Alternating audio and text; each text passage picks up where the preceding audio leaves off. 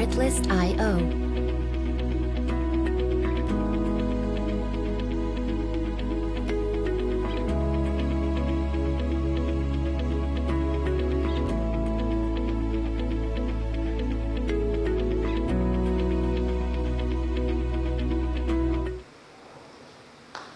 Bueno, buenas tardes a todos los que nos están escuchando y nos están mirando. Gracias por acompañarnos.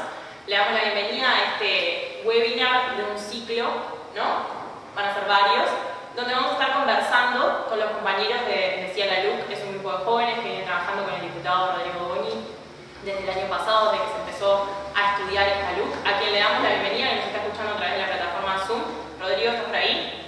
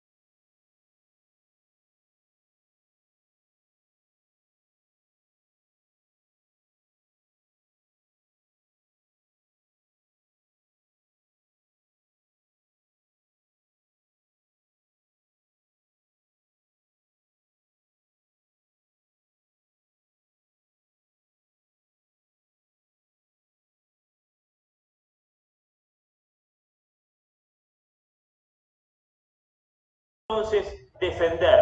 Bueno, uno primero que nada tiene que entrar en diálogo, tiene que tener una postura de invitar a los que nos van a escuchar o con quienes vamos a debatir a dialogar. Si no invitamos a dialogar, no vamos a defender la luz.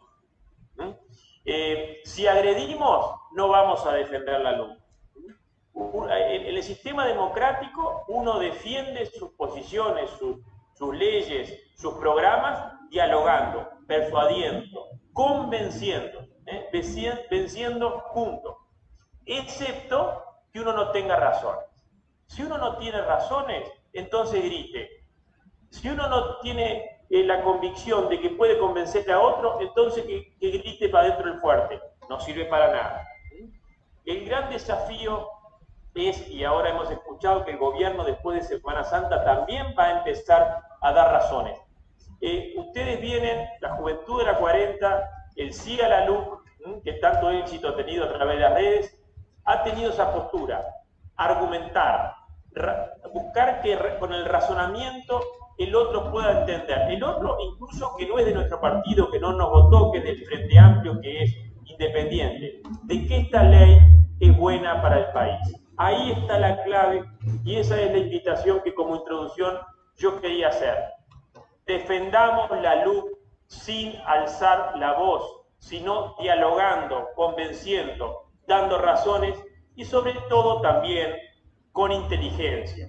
¿Cómo se hace con inteligencia en este mundo, en esta sociedad donde está todo el mundo sobreinformado? Eligiendo una, dos o tres razones que la luz tiene de sobra para decir, bueno, tan solo por esta norma vale la pena que la luz continúe. Nosotros, y termino, estamos absolutamente convencidos que la ley de urgente consideración, que ya se ha puesto en marcha, que ya está dando sus resultados, y como yo decía ayer anoche en el Parlamento, las leyes que el gobierno ha aprobado no han tenido los efectos adversos que se anunciaban, sino todo lo contrario, ¿no? Anoche discutíamos y aprobábamos extender la suspensión de aglomeraciones. Más de 4.000 intervenciones en aplicación de la ley de suspensión de aglomeraciones sin ningún tipo de efecto adverso. Lo mismo está pasando con la luz, así que vale la pena defenderlo. Adelante. Muy bien, muchas gracias, Rodrigo. Y bueno, le vamos a dar paso a los compañeros que nos van a estar comentando sobre algunos temas. Como dije, nos van a estar acompañando en otro webinar después más adelante con algunos temas más de los 135 artículos que se quieren derogar precisamente. Entonces le damos la palabra a la doctora Lucía Larramendi, que nos va a estar conversando sobre la regla fiscal. ¿Cómo están? Muy buenas tardes para todos. Bueno, yo voy a empezar hablando un poco de la regla fiscal. Nosotros no somos economistas, por lo tanto no me voy a tomar el atrevimiento de hablar de lo que es la estructura y funcionamiento de esta regla fiscal, que aparte está sobre todo desarrollado no tanto en la LUC, sino más bien en el presupuesto nacional. Pero sí querer explicarles tanto en esta sección como en todas las demás la otra campana, ¿no? ¿Cuál fue el objetivo o la finalidad que se propuso el gobierno con estos artículos? Y en el caso de la regla fiscal, lo que hace la ley de urgente consideración es derogar aquella famosa ley de tope de endeudamiento del 2006, que justamente lo que hacía era fijarle un tope al gobierno a partir del cual no podía endeudarse más, ¿no? El problema es que esta ley, ese tope original, siempre requirió un primer aumento, un segundo aumento, hasta un tercer aumento. Entonces, no fue una ley que haya funcionado realmente como una restricción del gasto público. Y como contracara, tampoco se cumplieron con los déficits fiscales que se habían previsto tanto en el presupuesto nacional como en las sucesivas rendiciones de cuentas. Entonces, todo esto genera en la sociedad que haya una pérdida de la credibilidad fiscal, y eso es lo que la ley de urgente consideración pretende recuperar. Por eso la LUC lo que hace es crear una regla fiscal que limite el gasto público y evite un nivel de deuda excesivo que pueda poner en riesgo la solvencia del país. Pero hay que tener en cuenta una cosa que la ministra se preocupó en remarcar constantemente durante su comparecencia al Parlamento, y es que la regla fiscal no hace magia. Lo que quiere sobre todo el gobierno con esta herramienta es dar un mensaje tanto a la ciudadanía pero también al propio sector político de cuál es la conducta fiscal que se quiere. Porque por más reglas fiscales que uno establezca, el resultado fiscal no va a mejorar si la conducta fiscal no mejora. Entonces, ese es el mensaje principal que quiere transmitir el gobierno con esta herramienta. Pero además, la ley de urgente consideración prevé, por ejemplo, en esta regla fiscal, que existan ingresos extraordinarios, y cuando haya ingresos extraordinarios se consideren como eso, como ingresos extraordinarios y no como algo que va a existir para siempre, como ha pasado en otras administraciones, y prevé también la posibilidad de que se cree un fondo de ahorro en caso de que hubiesen excedentes. Pero uno con total lógica, porque aparte está surgiendo ese comentario, bueno, es el momento para limitar el gasto público considerando que estamos atravesando una pandemia.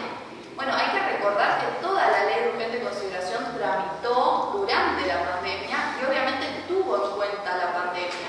De hecho, la ley prevé la posibilidad de que existan factores extraordinarios, como claramente es la pandemia, y todo el gasto que se va a dar del fondo coronavirus no va a considerarse como parte del resultado normal, va a considerarse como gasto extraordinario. Y de hecho, si ustedes ven, el año pasado el déficit fiscal aumentó. ¿Por qué? Si bien aumentó por debajo de lo que estaba previsto en el presupuesto nacional, aumentó porque atravesar esta pandemia implica invertir dinero. Y eso se está haciendo. Pero hay una especie de querer instaurar el relato de que el gobierno prefiere priorizar los números por sobre lo social, ¿no? Pero del otro lado, de hecho, en el balance del Frente Amplio del 2020 que emitió al día siguiente de que el presidente de la República comparece a la Asamblea General, dice que la ley de urgente consideración no consideró la pandemia y su consecuente crisis económica y social.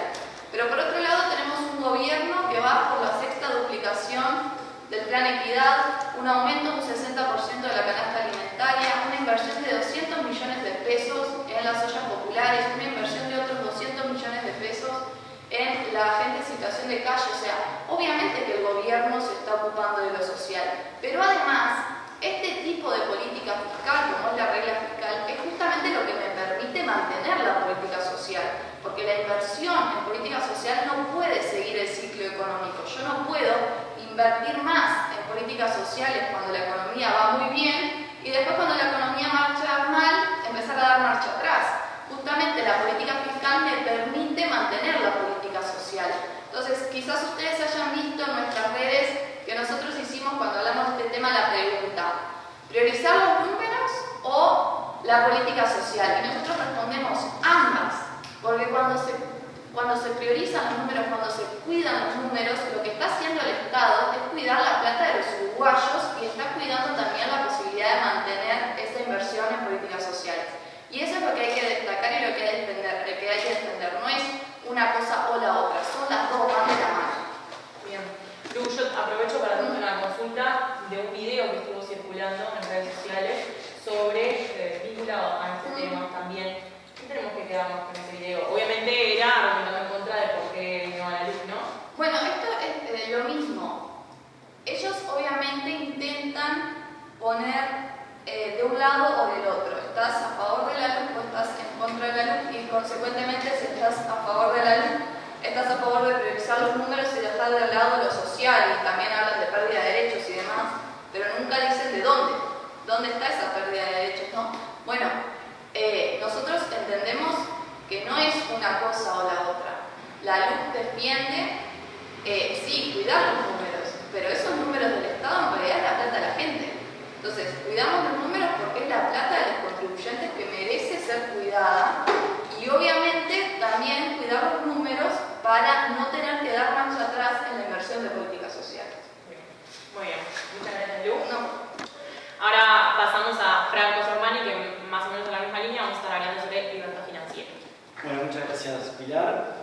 Buenas tardes a todos. Siguiendo un poco la línea de la sección en la que Lucía estaba comentando recién, encontramos el capítulo que se llama Libertad Financiera. En este capítulo de Libertad Financiera, lo que encontramos en el texto de Luc son modificaciones y derogaciones a dos leyes en particular. Por un lado tenemos la ley 19.210, la ley de inclusión financiera, y por otro lado tenemos la ley integral de lavado de activos, ¿lo escuchás bien, Mati? Y la ley integral de lavado de activos. Dentro de las modificaciones que se plantean por medio de la LUC, lo que se busca son resolver diferentes problemas que la práctica, tanto para los profesionales como para los sujetos, los ciudadanos que realizan actividades o intervienen en operaciones, se encontraban con diferentes problemas respecto a esta normativa, a este orden establecido por la intermediación financiera. ¿Qué es la intermediación financiera? Bueno, es una utilización donde el sistema bancario tiene un control del dinero recibido por los empleados a través de las diferentes cuentas, y también un control, le permite a los estados un control prácticamente total respecto a las operaciones que ocurran en la vida civil y comercial, claramente. Dentro de las modificaciones particulares, lo que se deja es la posibilidad de que aquellos trabajadores que se encuentran en relación de dependencia puedan recibir su dinero, sus remuneraciones de cualquier naturaleza, en efectivo. Anteriormente, la ley de inclusión financiera negaba esta posibilidad, siendo únicamente el método de recibir el dinero por depósito en cuenta bancaria la única manera de recibir sus remuneraciones. A su vez, este artículo nos dice claramente que se puede utilizar para su aplicación en aquellos que inician una relación de dependencia en este momento. No está regulado actualmente las situaciones que comprenden a las personas que se encuentran en una relación de dependencia al día de hoy. Eso está bueno comentarlo porque no tiene esa segunda parte del artículo una aplicación en la realidad. Otra de las modificaciones que se plantea es el aumento de los montos que anteriormente estaba topeado. Había un límite para las actividades y realizar operaciones de 40.000 unidades indexadas y de 160.000 en operaciones de alto monto. ¿Qué quiere decir con esto? que cuando una persona realizaba una operación, por ejemplo, una compraventa, se podía utilizar el dinero en efectivo únicamente hasta la suma de las 40.000 unidades indexadas. Esto lo que permite es que los negocios y las operaciones que tienen un monto mayor puedan realizarse a través del efectivo. Esto no quiere decir de que sea obligatorio el uso del efectivo. Se da la facultad de poder utilizar el dinero en efectivo o la estructura que la institución financiera tiene determinada. Otro de los cambios que introduce es la posibilidad de que el Estado pueda pagar a los proveedores en una suma de efectivo, siempre y cuando haya un acuerdo, o seguirse rigiendo por la estructura de la institución financiera. Respecto a las modificaciones al lavado de activos, recordemos que los sujetos obligados no profesionales, por ejemplo, los escribanos, los contadores, las inmobiliarias, anteriormente tenían que realizar un control extensivo y exhaustivo del origen de esos fondos. ¿Qué ocurre? Estas modificaciones que introduce la LUC nos dicen, siempre que los dineros provengan de instituciones de intermediación financiera, los sujetos obligados al control no financiero pueden realizar lo que se determina la diligencia simplificada, es decir, conocer quiénes son las personas que intervienen en la operación, pero no tener que conocer a fondo el origen de esos fondos. ¿Por qué? Porque se presume que ese control ya fue realizado por los bancos, que en definitiva son los sujetos y las instituciones quienes les compete hacer ese control, y en la realidad práctica lo que ocurría es que esos controles no podían ser realizados por los profesionales porque no tenían la capacidad ni los elementos necesarios que pueden tener, por ejemplo, los bancos para realizar determinados controles. En definitiva, resumiendo un poco cuáles son estos cambios, lo que se busca es otorgarle nuevamente la facultad y la libertad a todos los individuos de poder recibir su dinero en función de sus remuneraciones de la manera que quieran. Es decir, aquel profesional fuera de una relación de dependencia que interviene en un negocio no tiene que estar obligado a recibir su dinero por su actuación por un elemento de la intermediación financiera. Es decir, lo puede recibir en efectivo o puede utilizar esa estructura. Esperemos que estos cambios puedan servir para que todos podamos realizar nuestros controles desde el punto de vista profesional o tener la libertad como individuos de realizar las operaciones de mejor manera, poder cumplir con los procedimientos establecidos y que en definitiva seamos nosotros los que podamos decidir qué hacer con nuestro dinero. Muy bien, clarito. Muchas gracias, Franco, por ese aporte. Y ahora, siguiendo la línea de estos temas vinculados a la economía, a la financiera y demás, otro tema que estuvo en la mesa en estos días fue el tema del combustible. Le damos la palabra a Lu de nuevo para que nos comente un poco acerca de eso. Bien. El tema de los combustibles en la ley de urgente consideración, si ustedes recuerdan, cuando el Poder Ejecutivo envía este proyecto de ley de urgente consideración al Parlamento, este proyecto venía con la idea de desmonopolizar ANCAP. Finalmente esa idea no prospera y el proyecto sale del Senado con 3 artículos que lo que hacen es apuntar a una rebaja en el precio de los combustibles y también mejorar la competitividad a nivel regional. ¿Por qué? Porque bueno, el combustible es un insumo clave para nuestra producción nacional y el precio del combustible está directamente relacionado con la capacidad que tiene la producción nacional para competir a nivel internacional. O sea, mayor precio de combustible, mayor costo de producción, y eso obviamente influye en la competitividad que tiene nuestra producción. Entonces lo que se busca es mejorar esa competitividad de nuestros combustibles usando como indicador lo que se llama el precio de paridad de importación. Pero ese precio de paridad de importación no se busca alcanzar a nivel de surtidor, digamos, a nivel de consumidor final, sino en las puertas de distribución de ANCAP, o sea, la salida de la refinería, la primera etapa de la cadena de los combustibles, ¿no? Porque se entiende que si se logra la paridad a ese nivel, entonces se alcanzaría la competitividad deseada, independientemente de que luego el precio del combustible aumenta por otros factores que tienen que ver más con el lado impositivo, ¿no? Bueno, pero concretamente yendo a los artículos de la lo que se establece es que el Poder Ejecutivo va a ser quien determine el precio de los productos de ANCAP, previo informe preceptivo, dice la ley, esto es obligatorio, de ANCAP y de la UCEA. La UCEA, para quienes no saben, es la Unidad Reguladora de los Servicios de Energía y Agua. La UCEA lo que tiene que decir en ese informe es cuál es el precio de paridad resultante de importar el producto terminado y hacerlo disponible en las plantas de distribución de ANCAP. De manera que el Poder Ejecutivo pueda comparar, bueno, esto me sale importar el producto terminado y esto me sale refinarlo en nuestro país. Y a partir de eso fijar un precio. Y también se prevé que tiene que actualizar ese precio cada un máximo de 60 días, bueno, por el tema de la volatilidad de los precios de los combustibles, ¿no? Y se prevé también que el Poder Ejecutivo tendrá un plazo de 180 días para presentar ante la Asamblea General una propuesta integral de revisión del mercado de los combustibles que va a tener que considerar, entre otras cosas, por ejemplo, un estudio sobre refinado, importación, exportación, un estudio sobre los subsidios y tributos que están incluidos hoy en día en el precio de los combustibles, un estudio sobre la viabilidad o no de la refinería de La Teja, o sea, todo un estudio profundo para poder detectar otros problemas que ya no son de la etapa de refinado, sino en etapas posteriores.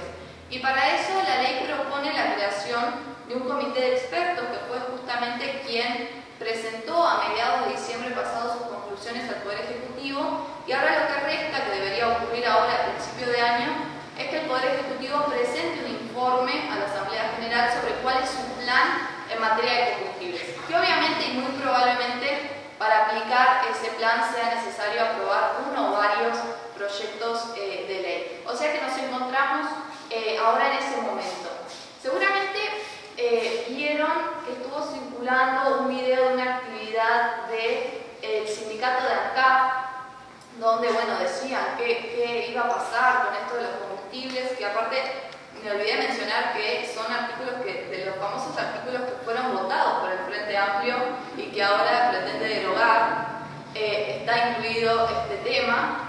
Bueno, y hablando en este video de todo lo que iba a pasar con el combustible, cuando en realidad todas esas suposiciones que se hacen son en base a lo que presentó este comité de expertos, no en base a lo que dice el texto de la ley. Yo quiero explicarles bien rapidito y muy escueto qué es lo que propone en grandes rasgos este comité de expertos para que ustedes vean la diferencia. El comité de expertos propone implementar un nuevo modelo de negocio de los combustibles de forma en 3 años, digamos. Sería no algo que empiece a regir ya, sino que tendría etapas. Y hablan de 4 etapas. Una etapa 0, que sería la etapa actual, en donde entraría a regir sí la ley de urgente consideración con el precio de paridad de importación, que duraría 6 meses. Una etapa 1, que duraría 1 año, en donde ahí la UCEA fijaría un precio máximo de venta de los distribuidores a los estacioneros, y además los distribuidores tendrían que asumir el costo del transporte, que hoy es un gasto que tiene acá. Bien, y una etapa 2, donde, bueno, ahí se cambian temas que tienen que ver con la cadena de distribución, donde por ejemplo se establece que los grandes consumidores puedan abastecerse directamente de los distribuidores. Y una etapa 3, que sería la final, donde se entiende que el mercado ya está tan maduro que lo que tiene que hacer el Estado es intervenir lo menos posible. Y la regulación del Estado debería limitarse a que haya combustible en todo el país, que no haya problemas en la cadena, digamos, y que se asegure el menor costo de abastecimiento. A eso se tendría que limitar el Estado. Y después este comité de expertos propone que no haya un precio máximo de venta de combustible y que rija una especie de libre regulación, ¿no? Donde si el Estado no ve abuso, no se mete. Bien, si hay abuso, ahí sí el Estado interviene. Pero para que vean esto, lo que propone este comité de expertos implicaría modificar los propios artículos de la LUC. O sea que todo eso que se está diciendo en materia de combustibles es todo suposiciones que se hacen en base a estas conclusiones que presentó el comité de expertos y que implicarían incluso modificar el propio texto de la LUC, que nos habla únicamente del precio de paridad de importación. O sea que no es lo mismo lo que se está hablando que lo que dice el texto de la LUC. O sea, todo lo que se está diciendo no está en el texto ahora no sabemos qué es lo que va a recoger el Poder Ejecutivo y qué es lo que nos va a tomar, o sea que solo resta en este caso esperar para ver qué realmente es el plan del Poder Ejecutivo en esta materia, ¿no? Muy bien. Más claro imposible, la verdad, Lu. Pasando a otro orden de cosas, capaz, a otro tema que también ha generado cierta controversia, porque son artículos en los que Mucha sensibilidad. muchísima sensibilidad, es el tema de las adopciones, ¿no? Que ahí a mí me llamó muchísimo la atención y me gustaría saber también que capaz Frank, que va a ser el que va a estar analizando un poco qué es lo que dice la LUC, nos pueda explicar por qué es que se quieren derogar, que a mí me llamó mucho la atención. Fran, si andas por ahí.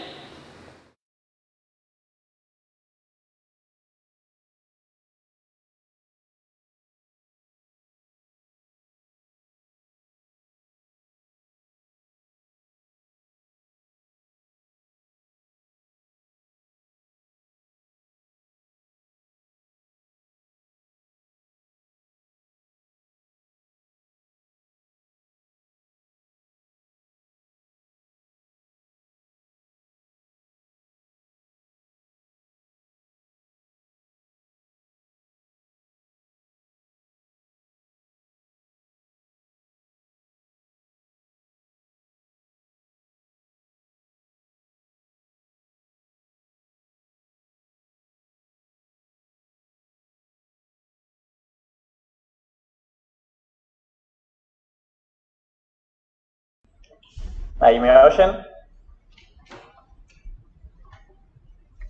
¿Se oye ahí? Confírmenme y hacemos un repaso. Bueno, como decía Pilu, este es uno de los temas más sensibles que aborda la ley de urgente consideración y es nada más y nada menos que, como dice el capítulo 8, el capítulo segundo de la sección 8 de la ley, que es mejoras al régimen de adopciones. El actual régimen de adopciones es el que estableció en el año 2009 y el que se considera que no se tiene que hacer una revisión general porque es garantista y funciona. Sí se le debían hacer mejoras. Cuando asume una nueva administración al frente del INAU, encabezada por el doctor Pablo Audala, se viene con nuevas ideas y con un fin, dos fines básicamente, que son el de dinamizar el régimen de las adopciones y el de garantizar el derecho a vivir en familia. Como se sabe, hay muchísimos niños, niñas y adolescentes que quedan en situación de desamparo o en situación de abandono, y lo que viene a hacer el INAU y lo que debe hacer el INAU y también los jueces es asegurarle el derecho a vivir en familia a estos niños que están institucionalizados. Bueno, en ese sentido se establecieron dos artículos, que son el 403 y el artículo 404. El artículo 403 es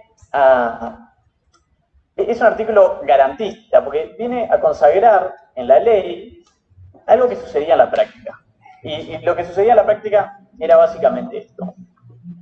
Un niño quedaba en situación de desamparo y estaba a merced de lo que era un régimen medio centralizado en las decisiones del INAU, que era quien con su equipo técnico estudiaba la familia y determinaba si el niño procedía a que entrara en esa familia o no, y a partir de ahí el juez tomaba una decisión. ¿Qué sucedía? A veces el INAU y los equipos técnicos tomaban una decisión y quitaban a un niño de un entorno y de un núcleo familiar en el que él ya había ingresado. Y los jueces hacían lugar a esto, entendían y ponderaban el interés superior del niño. Y decían, bueno, este niño ya se encuentra en una situación de arraigo, ya está dentro de una familia, capaz de con un tío, con un padrino, con un vecino. Y decían, bueno, entendemos el informe técnico de los asesores de INAU, pero la verdad es que ya se encuentra integrado a un núcleo familiar, por lo que se dejaba de lado ese informe y se permitía que el niño siguiera en ese entorno en el que ya estaba cómodo y ya estaba integrado. Esto pasaba en la práctica. Los jueces lo determinaban, lo declaraban, y el INAU jamás, esto es importante saberlo, porque el INAU jamás se opuso o apeló a alguna de esas sentencias que establecía esto. ¿Qué sucede? Estábamos a favor de continuar con esto. La nueva administración está a favor de continuar con esta ponderación del interés superior del niño y de permitirles seguir en un núcleo familiar en el que está cómodo. Pero se viene a darle un rango legislativo y a aclararlo y garantizar y decir, bueno, el juez va a poder dejar de lado la opinión del equipo técnico, pero con algunos límites. Entonces, el artículo 403 de la Ley de Urgente Consideración en materia de adopciones viene a decir, bueno, el juez puede, ponderar el interés superior del niño y hacerlo de forma excepcional y fundada, asesorándose por el INAU o por el equipo técnico del Poder Judicial, pero se va a poder desligar de esta opinión del equipo técnico de INAU siempre que se den tres cosas bien claras. Primero, que el niño haya llegado a ese núcleo familiar mediante una tenencia lícita. O sea, que haya llegado al núcleo familiar donde está, del padrino, de la tía, todo de manera lícita. En segundo lugar, tiene que estar integrado a ese núcleo familiar. Y tiene que estar integrado, en tercer lugar, con unos lazos de afecto de tal envergadura que esta situación sea conveniente para el niño. Esto ya sucedía.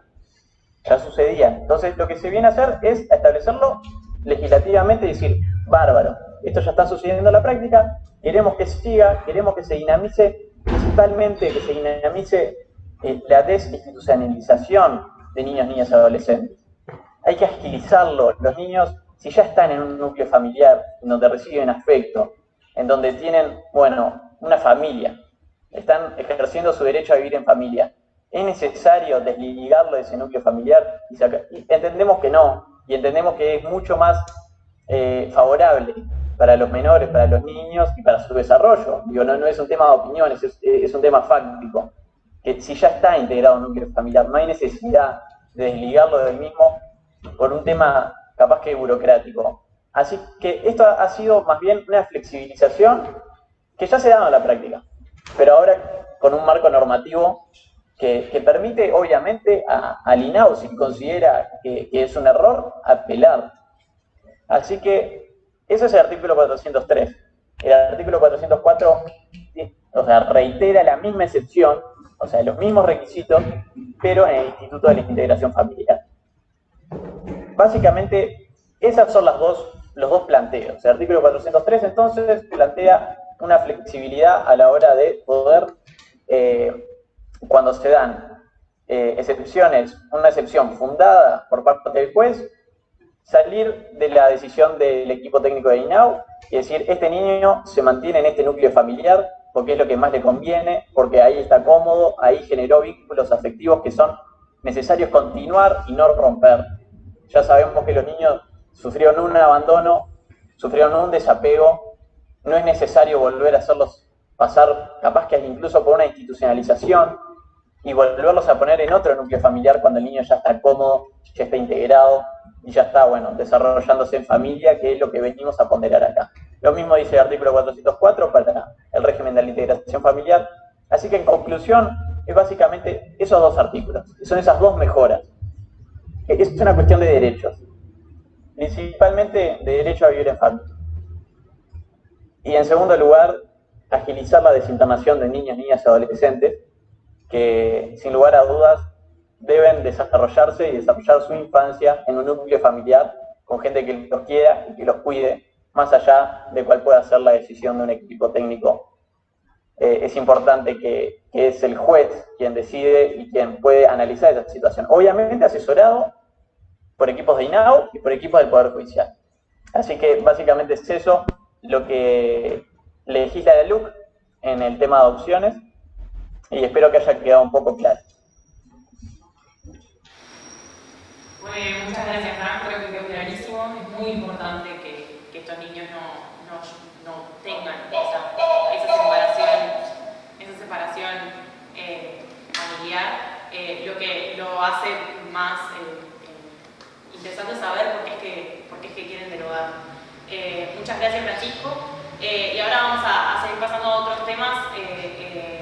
El siguiente tema que vamos a estar tocando es trabajo, que nos va a estar contando tema el doctor Ricardo Priario.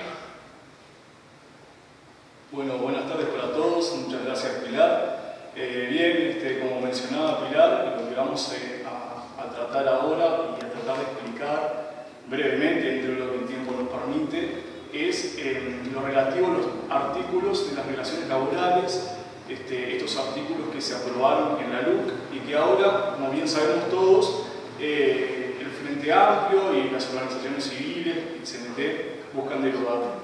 Precisamente lo que vamos a fijar ahora, lo que vamos a tratar es el artículo 392 de la LUC, que es un artículo que refiere a la libertad, a las relaciones laborales y a la libertad sindical. Tenemos que este artículo lo que consagra es, en primer lugar, el derecho a la huelga de todos los trabajadores, un derecho que ya es, como todos conocemos, es un derecho constitucional, que tiene rango constitucional, por lo tanto está absolutamente consagrado en nuestro ordenamiento jurídico, y que la LUC lo que viene a hacer es justamente eso, reconoce el derecho a la huelga de todos los trabajadores. ¿Cuál es la novedad en este sentido? Bueno, la novedad diría en que este artículo lo que busca es proteger el derecho de los trabajadores no huelguistas, lo que se conoce como la libertad sindical negativa.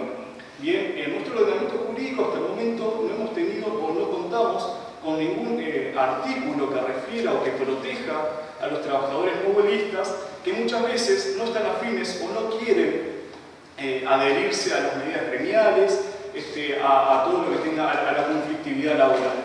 Este artículo lo que hace es protege y consagra también el derecho de los trabajadores no huelguistas, como así también lo que hace es, como novedad también, si se quiere, es introducir lo que es el derecho de la dirección de la empresa, también protege. Entonces, en tanto los tres derechos, el derecho de los trabajadores huelguistas, el derecho a la huelga, que como ya bien dijimos, es un derecho de rango constitucional, lo que hace es protege el derecho de los trabajadores no huelguistas que no quieren adherir a las medidas gremiales, y lo que hace también es proteger el derecho a la dirección de la empresa. Dirección de la empresa que muchas veces, y como hemos conocido en la realidad, se ve cercenada por las medidas sindicales. Tenemos varios ejemplos, sin ir más lejos, podemos nombrar el ejemplo de Friopan, ¿sí? Que es una empresa que se vio afectada por las medidas gremiales, que justamente le llevaron las pérdidas millonarias, y bueno, con eso el cierre de la empresa y consecuentemente lo que es la pérdida de cientos de fuentes laborales y de cientos de familias que quedan sin su sustento, ¿verdad? Eso por un lado. Entonces, dejar bien en claro que es un artículo que es garantista porque no cercena ningún derecho sindical. Esto tiene que quedar bien en claro porque es una de las tantas mentiras que se están llevando a cabo por la campaña que busca derogar la ley. Y por lo tanto nosotros queremos reafirmar, como lo hace este artículo justamente, que el derecho de huelga no se toca. El derecho de huelga es un derecho constitucional, consagrado en la Constitución, que ninguna ley lo podría cercenar. En este sentido también, por ejemplo, podríamos mencionar que la huelga como tal en nuestro derecho no hay una definición jurídica de la huelga. Entonces, muchas veces se presta a la discusión doctrinaria, si se quiere, de si la huelga incluye o abarca la ocupación. Nosotros estamos convencidos de que más allá de que se quiera optar por la posición amplia de huelga que incluya la ocupación, ninguna medida gremial puede afectar derechos de otros trabajadores o el derecho a la dirección de la empresa. Esto es que los trabajadores que llevan adelante las medidas gremiales tienen que siempre respetar el derecho de los demás. Esto es un principio, respetar la legalidad, que en nuestro derecho, en nuestro ordenamiento jurídico estaría dado básicamente por los artículos 36, el artículo 32 y el artículo 7 de la Constitución de la República. Entonces son todos artículos o derechos que tienen un rango constitucional que tienen que estar entendidos y comprendidos armónicamente, ¿sí? Podemos mencionar también que este artículo que se quiere derogar es un artículo que ha tenido aprobación de la OIT, ¿sí? Que es lo menor. Uruguay lo que hace es seguir esta línea casi a texto expreso lo que es las recomendaciones de la OIT. Recordemos que en el año 2008 Uruguay fue observado por la OIT por no respetar el derecho de los trabajadores no buenistas. Bueno, ¿qué hacemos con esto? Ahora corregimos esta falencia que tenía nuestro sistema jurídico, nuestro ordenamiento, y le damos garantía a todas las partes involucradas. O sea que cumplimos con la Constitución, con todos los artículos consagrados constitucionalmente, cumplimos con lo que son las recomendaciones de la OIT, que como bien dijimos, este artículo transcribe casi a texto expreso estas recomendaciones, y bueno, y lo que hacemos es proteger y garantizar el derecho de todas las partes. Y queremos cerrar por último, o me gustaría cerrar también con lo relativo a los derechos, a los artículos de la libre circulación, que son los artículos que en realidad prohíbe lo que son los piquetes o los artículos que determinan que la fuerza policial pueda disolver los piquetes una vez que afectan la libre circulación de las personas, ¿sí? En este sentido también lo que nosotros venimos a sostener es que estos artículos lo que hacen es seguir una línea que ya había comenzado en el año 2017. Tenemos que recordar los decretos, el decreto 480 del año 2017 del gobierno del presidente Tabaré Vázquez, donde se prohibieron los piquetes, y este artículo lo que hace es, o estos artículos, porque son 3 artículos, lo que hace es corregir ese decreto, porque ese decreto trata de una prohibición. Las prohibiciones no se hacen por materia, no se hacen en cuanto a decretos, sino por las prohibiciones que van a sancionar, que van a limitar derechos, ¿no? Entonces lo que hace este decreto, esta ley, corrige este decreto, continúa esa línea que había comenzado ya desde el año 2017, que si queremos analizarlo, estos artículos son similares también con el decreto del año 2017, y bueno, y protege otra vez. Volvemos a lo mismo, protege el derecho de todas las partes. Acá no se limita el derecho de protesta de las personas. Las personas tienen derecho a protestar. De hecho, lo hemos visto que muchas personas, o sea, manifestaciones, en este tiempo lo hemos visto, no se cercena ese derecho. Lo que se hace es proteger el derecho de todas las partes, que tienen que estar entendidas en un perfecto equilibrio, porque son todos derechos constitucionales. Y algo que me había quedado colgadito por último, relativo a lo que son en materia de la libertad sindical, de relaciones laborales, es que este artículo que se aprobó, el artículo 392 de la LUC, es un producto luego de varias discusiones que hubieron tanto cámaras empresariales, PIT-CNT, el gobierno. O sea que el gobierno lo que hace es acata lo que son las recomendaciones de la OIT, que la OIT nos recomendó, bueno, lo que son las discusiones entre las partes involucradas. El gobierno sentó a la mesa a todas las partes involucradas, lo llamó a la discusión, y a la vista está de que el artículo que se termina votando, el producto final, es distinto al artículo que entró como proyecto, e incluso es distinto al artículo del anteproyecto que se había presentado en febrero. O sea que más o menos por ahí iría lo que es lo relativo a las relaciones laborales, a la libertad sindical y a la libre circulación. Muy bien, clarito también. Este equipo, la verdad, son muy claritos para poder explicar. Muchas gracias, Ricardo. Y ahora pasamos a otro tema, el tema de los arrendamientos, y te vamos a pedir, Facundo, que nos cuentes un poco a ver qué artículos están involucrados ahí. Muchas gracias, Pilar, y buenas noches a todos. Bien, este tema de los arrendamientos es algo que en realidad toca muy de cerca a la gente, lo que es el uso común, porque se mete directamente en una práctica actual y que no puede ser esquivado en ningún momento por lo que es el régimen jurídico. Antes que nada, quiero empezar haciendo una aclaración o más una desmitificación por un montón de cosas que se han visto en redes sociales o ya están ni siquiera en redes, mismo a veces por varios dirigentes de la oposición que lo están repitiendo, no sé si ellos mismos se lo han creído o qué, y es lo siguiente, y me gustaría también que quede bastante claro. El régimen de arrendamientos y garantía de la LUC y el proceso de desalojo que acompaña ese régimen es de creación exclusiva de la LUC, o sea, no se cambia una letra, una coma, nada de lo que son los principios rectores del régimen de arrendamiento que también existen. Lo digo por el hecho de que una falacia que se repite muy a menudo en lo que es la discusión popular es el hecho de, pero ¿cómo es el tema? Con la LUC van a empezar a sacar a la gente permite desalojar de manera breve y rápida a la gente de sus casas, como si las van a dejar sin techo, cosas que son mentiras. No se modificó en nada, ni se va a modificar tampoco lo que son los contratos de alquileres hoy en día. Eso primero que nada. Y ahora sí, ya metiéndonos un poco más dentro de lo que es lo que la propuesta de la ley ya está aplicando. Y si bien no tenemos muchos ejemplos, porque todavía, por el poco tiempo que ha habido, no había muchos contratos, sí sabemos que los pocos que ya se empezaron a realizar a partir del nuevo régimen han dado un fruto bastante satisfactorio. O sea, la ley está cumpliendo su cometido. Bien. El régimen de arrendamientos y garantía que prevé la LUC en la sección vivienda, el capítulo de vivienda, lo que busca es dar una solución a la problemática siguiente, a la siguiente problemática. En 2020, si no me equivoco, Uruguay y más específicamente Montevideo quedó como la segunda ciudad de toda América, no Latinoamérica, de toda América, más cara para vivir en relación a lo que es, digamos, esto no son términos correctos, pero lo que es el bolsillo del uruguayo promedio. Montevideo es la ciudad más cara. En 2019, la segunda ciudad más cara. En 2019 ha sido la primera ciudad más cara, ahora quedó segunda, solamente porque Santiago de Chile superó, o sea, no es porque algo haya incluido. Uno de los factores que más afecta el costo de vida, que diría que entre un 40 y un 50% de las variables, sería el tema de los alquileres. O sea, Montevideo es una ciudad en la que más de la mitad del ingreso de una persona se puede llegar a ir en una cosa tan básica como la de poner un techo.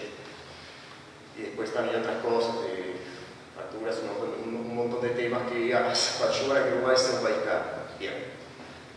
Yendo específicamente al tema de alquileres, hay que decir, bueno, pero ¿por qué Montevideo es una ciudad tan cara? ¿Por qué Uruguay en general es tan cara y por qué los alquileres en Uruguay son tan caros? Un montón de variables económicas que no me las voy a poner a detallar porque no tengo los conocimientos técnicos y más me compete, pero una de ellas, que me parece que la que más incide, es el hecho de que a la gente realmente le cuesta poder acceder al alquiler por un montón de trabas, obstáculos que hay que sortear para que los propietarios accedan a la posibilidad de dar sus inmuebles en arrendamiento.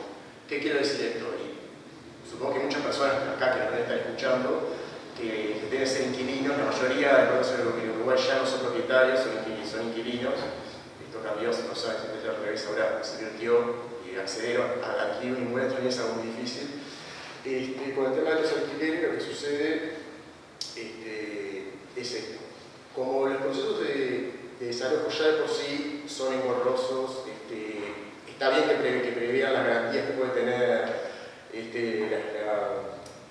la persona que seguramente vaya a ser desalojada, que está bien que sean esas garantías, hace que sean demasiado largos. O sea, a la hora de ir a conseguir un arrendamiento, el propietario del inmueble como no tiene demasiada seguridad jurídica de que en caso de que se produzca un incumplimiento, cosa que puede pasar, y ahora en estos últimos meses, a raíz de la pandemia lo vimos, pide garantías, que está bien que las pida.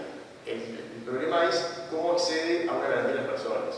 La mayoría, por lo menos la gente que alquila, que es inquilina, a lo que se suele acceder, me parece que son la gran mayoría de los casos, es a un término que en realidad no se utiliza mucho, pero jurídicamente son los seguros de caución. Esto, sin ir más lejos, son cuando se solicita una persona que cumple con los requisitos, ahora voy a comentar los requisitos, solicita principalmente a la Contraloría General de la Nación, que es el organismo público que tiene la potestad para otorgar garantía de alquiler, o también sé que hay con ANDA y no sé si con otras entidades privadas que prestan un servicio similar. La gracia de esto es que si la persona cumple, haya un respaldo de que pueda ser propietario en caso de que se produzca el incumplimiento en los pagos del alquiler. Bien.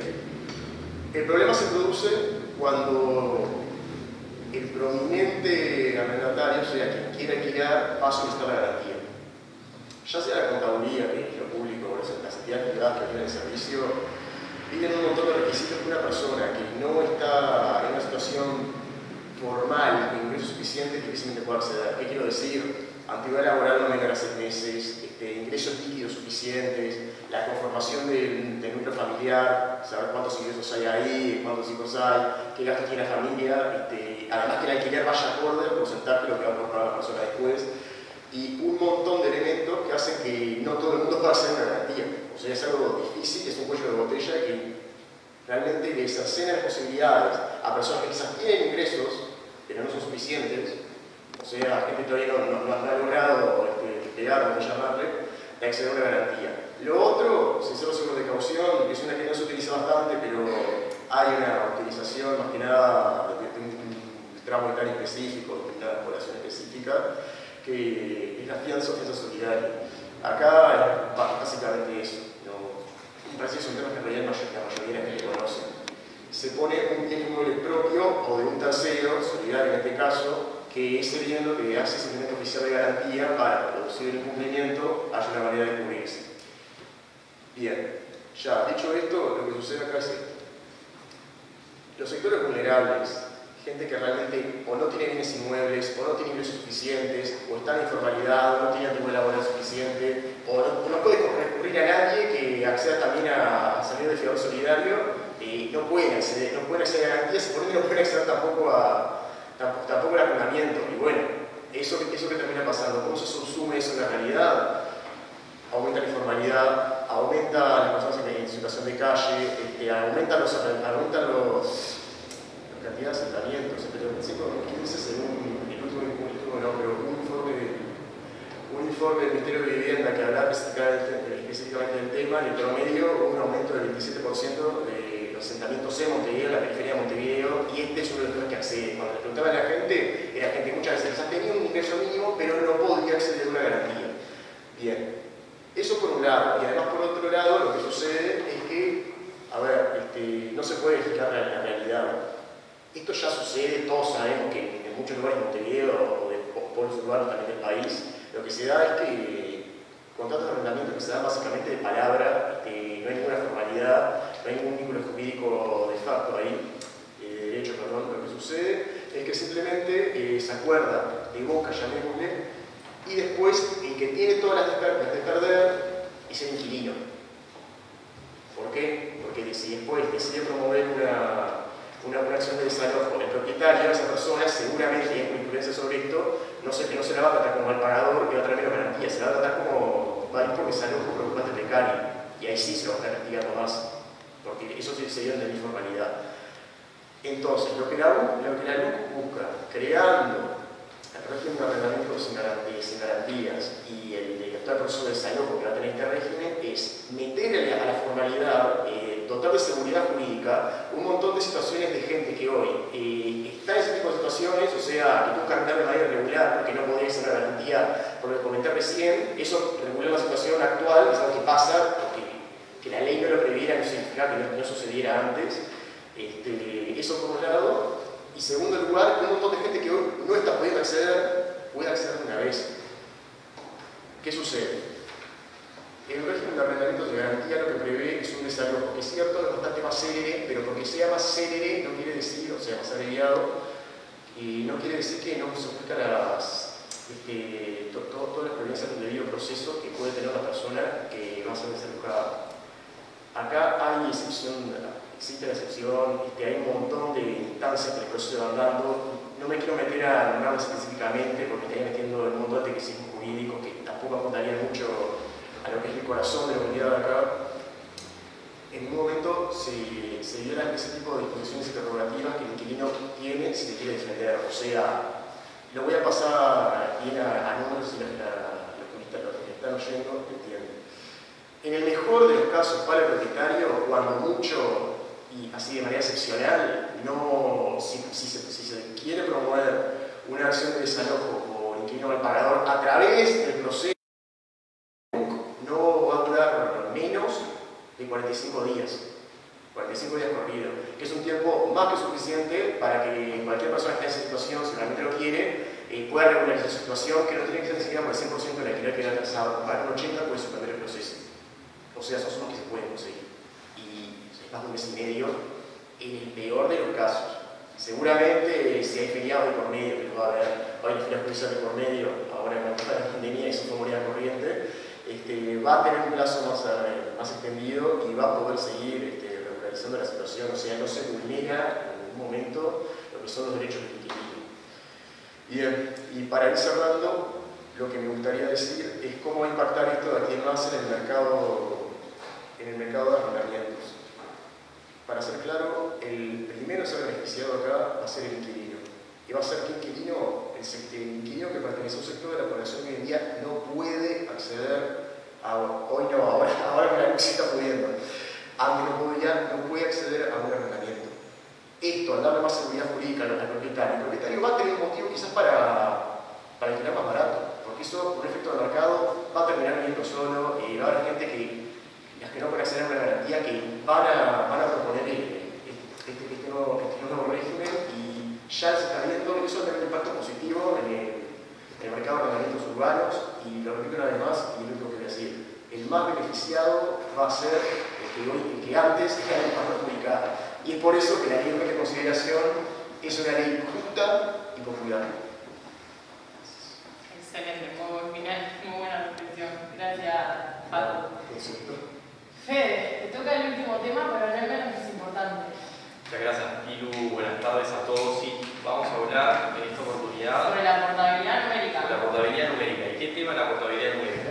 Es un tema que sin lugar a dudas nos afecta a todos, afecta a todos los uruguayos. Todos tenemos teléfono, todos tenemos un número, y todos también nos vemos impedidos a poder mantener el mismo número si queremos cambiar de compañía.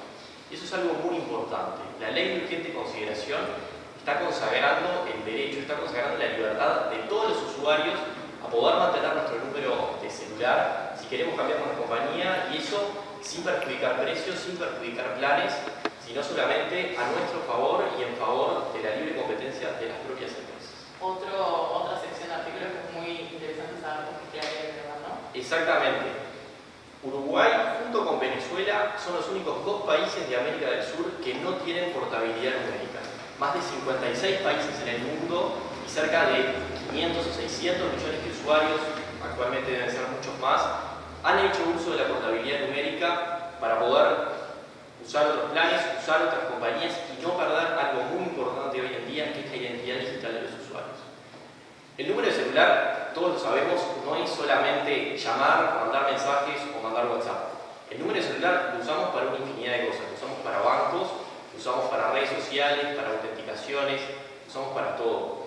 Y qué importante sería que como uruguayos, el Estado, a través del UCEC, a través de los organismos correspondientes, pudieran respetarnos, pudieran respetar nuestro derecho, pudieran respetar nuestra propiedad sobre ese número y no obligarnos a tener que cambiar si queremos ir a otra compañía. Eso es algo muy importante. Es algo muy importante porque hoy en día nos vemos forzados y eso es una barrera para nuestra libertad. Estos artículos son 5 o 6 artículos, pero por ser pocos no significa que sean menos importantes, porque es algo que nos afecta en nuestro día a día, nos afecta en nuestro trabajo, con las relaciones en nuestra familia, con nuestros amigos, nos afecta en la vida pública que nosotros podemos tener en redes sociales, por ejemplo. Entonces, hecha esta introducción, me parece que está bueno destacar dos conceptos. Por un lado, como les decía antes, la libertad de los usuarios para poder cambiar de compañía y mantener el número. Y por otro lado, la libertad de competencia entre las propias empresas. Porque esto va más allá que la posibilidad de cada uno respetar su propio número y poder cambiar y no tener ningún problema, sino que ya se transforma en una cuestión de mercado. En nuestro país tenemos un número bastante reducido de empresas de teléfono celular. Digamos que un poco más del 50% del mercado en este momento lo tiene Antel. Y en este tiempo se han escuchado muchas campanas respecto a este tema. Se ha escuchado, por ejemplo, de que es una normativa que viene a quitarle mercado a Antel, capacidad de mercado a Antel. Yo creo que muy por el contrario, es una normativa que además de respetar la voluntad de todos los usuarios, facilita la creación de nuevas oportunidades, porque está influyendo en crear mejores planes, en que las empresas entre sí puedan competir y que el mercado se destranque y que el mercado nos permita como usuarios poder acceder a soluciones más reales para los problemas y para las necesidades que tenemos hoy en día. Por otro lado, hay un aspecto que me gustaría resaltar, que es el tema del costo. Cuando el ministro de Industria, Paganini, compareció en la comisión del Senado para el tratamiento de la luz, el ministro destacó que el costo sería de menos de $1 por usuario. Y es bien importante hablar de esto, porque no es un costo que deba asumir el Estado, sino que la propia normativa nos está diciendo que el costo lo van a asumir las operadoras. Son nuestros operadores, Alcatel, Movistar, Claro, los que tienen que asumir el costo por la portabilidad. La portabilidad en sí es un proceso muy sencillo que tendría que llevar poco tiempo. Estamos hablando de 48 horas, 72 horas, en el cual el usuario le hace una petición a su operador para cambiarse a otro operador. Este costo de la portabilidad de menos de $1 tampoco puede ser trasladado al usuario. O sea, a nosotros como usuarios no se nos va a poder cobrar por el hecho de la infraestructura en la que van a tener que invertir las empresas, por el uso de servidores, por el uso de bases de datos. Lo único que se va a poder cobrar va a ser un costo administrativo muy reducido, que a su vez va a ser topeado y va a ser regulado por UC. Entonces, este gasto de infraestructura ni lo tiene que asumir el Estado, ni lo tienen que asumir los usuarios. Esto es bien importante dejarlo claro. Evidentemente, Antel le va a corresponder costear una parte, pero en equivalencia al mercado que tiene de telefonía móvil. Por otra parte, nosotros en Uruguay, careciendo de esta posibilidad de portabilidad numérica, estamos quedando desactualizados del mundo. Estamos quedando desactualizados en América Latina, en el resto de los países. Fíjense que Argentina, Brasil, lo implementaron en el año 2012. Y a lo largo de este tiempo, no es que la portabilidad numérica se presenta con la luz por primera vez. La portabilidad numérica es un proyecto que se ha presentado en múltiples oportunidades en el Parlamento que por distintas razones no han prosperado. Y es ahora, con la ley de urgente consideración, con una norma que viene a garantizar los derechos de todos, que viene a consagrar las libertades de todos, con la que se está tratando de acceder a una nueva medida, a una medida que nos pone a la vanguardia de las telecomunicaciones a nivel global, que trata de asegurar la libertad de mercado, la libre competencia, la libertad de los usuarios. Libertad, libertad, libertad es el concepto que a través del gobierno se trata de llegar a la gente, es lo que se quiere garantizar, y esta medida no es una medida aislada, es un conjunto de medidas a través de los cuales el gobierno nacional está tratando de llegar a los uruguayos y está tratando de respetar los derechos de todos. Entonces, esto es un paneo muy general de lo que nos permite la portabilidad numérica. He tratado de poner distintos puntos que han estado sobre la mesa. Hay un tema también con respecto a los operadores de las bases de datos. Los operadores de las bases de datos van a ser terceros, imparciales, que van a respetar los datos no solo de los usuarios, sino que también de las propias empresas. La información de los usuarios va a ser muy cuidada, va a estar bajo el resguardo de lo que establece la Ley de Protección de Datos Personales, la Ley 18331. Esto es muy importante porque es otra herramienta que tienen los usuarios de garantizar que su información está siendo cuidada, no va a ser ni comercializada ni nada por el estilo por un tercero. Así que bueno, esta es una básica introducción a lo que es el tema, que por supuesto tiene aristas técnicas, tiene aristas que van más allá del análisis propio de lo que puede ser jurídico o del articulado, pero sin dudas yo creo que como usuario y como uruguayo me quedan serias preocupaciones de por qué este artículo se quiere derogar si en verdad es una de las principales herramientas que nosotros vamos a poder utilizar en nuestro día. Excelente, Fede, es importante este tema y destacar capaz lo que vos mencionabas, además de todas las libertades que mencionaste, esto de proteger la identidad digital, que es un nuevo concepto que se maneja que también es bastante interesante. Eso es muy importante porque la identidad digital de los usuarios es algo que es transversal a todo lo que nosotros hacemos en nuestro día a día. Como le decía al principio, no es llamada, no es mensaje, sino que va mucho más allá de eso. Y el cambio del número no se puede negar que es una barrera y es algo que nos impide a poder decidir con libertad, porque el objeto de esto es poder decidir con libertad. Entonces, bueno, los invitamos también a poder googlear y buscar esta información porque es algo que está muy desarrollado en Internet y está bueno que estemos informados, porque es una gran ventaja que hoy en día incluso se está desarrollando, porque la UC ya está implementando, ya tenemos un decreto y esto está previsto para el 1 de octubre de este año poder tener que implementar la portabilidad. Entonces se quiere derogar, que está reglamentado a través de un decreto, que se está trabajando, que ya ha habido convocatorias a proveedores de bases de datos y una cantidad de sistemas, y el objetivo de la oposición es recortar con todos estos problemas. Así que dejo planteado el tema y los invito a poder seguir. Muy bien. Bueno, muchísimas gracias, Fede. Muchísimas gracias a todos los compañeros compañeros que estuvieron exponiendo los diferentes temas. Aprovecho para comentarles que, como lo dije al principio, este no es el único webinar que va a haber, ni van a ser los únicos temas que van a tocar, sino que bueno, van a haber otras instancias en donde van a poder abarcar los 135 artículos. Además, aprovecho para dejarles las redes sociales de los compañeros de CIALALUC, en donde también exponen muchas veces diferentes datos interesantes sobre estos 135 artículos. Facebook, Twitter e Instagram, en las tres redes, CIALALUC, en Instagram y en Twitter es @CIALALUC, todo junto. Y bueno, nosotros nos reencontramos en el próximo webinar. Gracias.